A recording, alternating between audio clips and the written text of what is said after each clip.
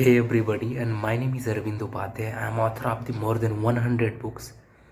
In this video, talking about how to adopt the winning mindset and how to achieve your dreams.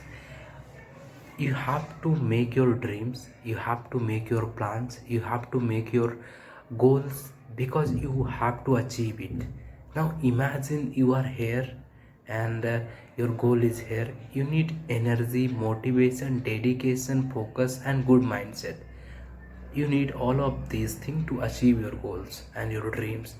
Now the most important thing is here that you should make your dreams. Write down all of this set of the dreams that you dream about and make to complete it. For example, you see the Lionel Messi and other football player, they have so much dedicated their whole life to play the very best game. I saw the match of Virat Kohli. He was so much dedicated toward the cricket. I mean, if you are to going anywhere, any industry, any field, any dream you are just looking, go beyond the limit, be limitless, and just try to achieve your dreams and just try to make your dream possible.